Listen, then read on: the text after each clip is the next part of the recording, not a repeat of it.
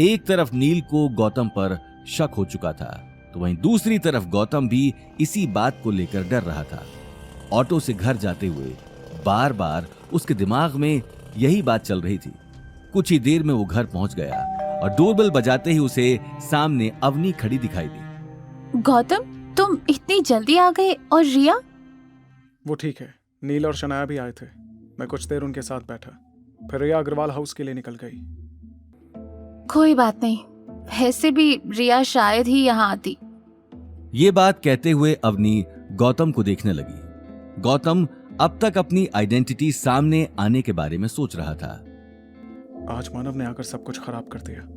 कहीं इस नील और शनाया को मुझ पर शक हो गया। मानव से मिलने के बाद गौतम को अपनी पहचान का लोगों को पता लगने का डर था, तो वहीं दूसरी तरफ नील को भी कहीं ना कहीं गौतम पर शक होने लगा था। लेकिन साथ ही उसे रिया की भी टेंशन हो रही थी। ये बात सोचते हुए वो अगले ही पल होटल से बाहर निकल गया।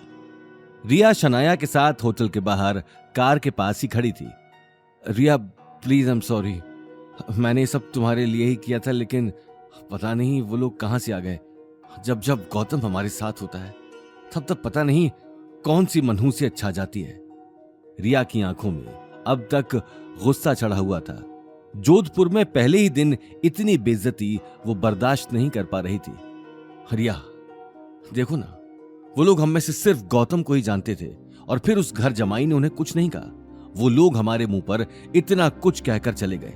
गौतम ने ये जानबूझकर किया है, उसे बस मौका चाहिए होता है, इसलिए वो हमारे साथ यहां आया था। होना वो हमारे साथ डबल गेम खेल रहा है। एक तरफ तो भोला बनने का नाटक कर रहा है और दूसरी तरफ लोगों को हमारे खिलाफ भड़का रहा है। ये बात सुनकर रिया भी सोच में पड़ गई। हाँ, शायद तुम ठीक कह रहे हो। मुझे भी गौतम पर शक हो रहा है, क्योंकि अचानक उन लोगों का आना और हमें इतना कुछ कह जाना, ये कोइंसिडेंस नहीं हो सकता। मिस्टर मानव इस शहर के जाने माने बिजनेसमैन हैं और उनका गौतम जैसे फटीचर आदमी से बात करना मेरी समझ से तो बाहर है। मुझे तो शक है कि शायद गौतम की फैमिली ने कभी मानव सिंह से उधार लिया होगा, इसलिए मानव सिंह और उसके आदमी गौतम पर नजर गड़ाए बैठे हैं। मैं सोच भी नहीं सकती थी कि गौतम की पहचान कभी इतने बड़े लोगों के साथ होगी। इतने बड़े बिजनेसमैन का गौतम के साथ बात करना मुझे अभी तक हैरानी हो रही है। रिया की यह बात सुनते ही शनाया नील को देखने लगी। इसमें हैरानी की क्या बात है रिया? वो लूजर है एक नंबर का और हमेशा लूजर ही रहेगा। ये बस कोइंसिडेंस ही था और कुछ नहीं।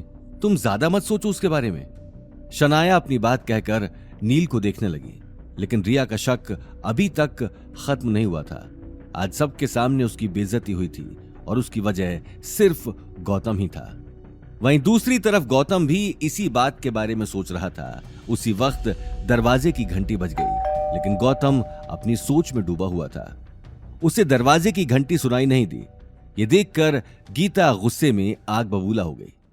अरे सुनाई नहीं दे रही डोलबेल की आवाज, या फिर कान कहीं गिरवी रखवा दिए हैं?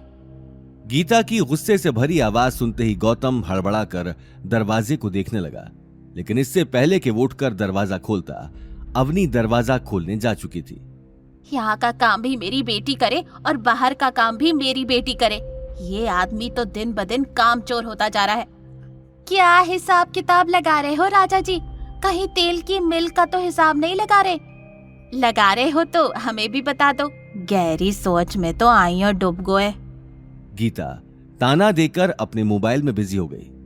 गौतम अगले ही पल उठकर अवनी के पास चला गया, लेकिन दूसरी तरफ अवनी ने जैसे ही दरवाजा खोला, उसे बहुत हंसने की डरावनी आवाज सुनाई दी। क्या डैड, आपने तो मुझे डरा ही दिया।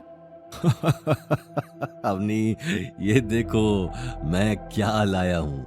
ये है एंटीक ग्लास का सेट, राजा महाराजा के टाइम का, जिसकी कीमत 50,000 है। ये तुम्हें पूरे जोधपुर में नहीं मिलेगा।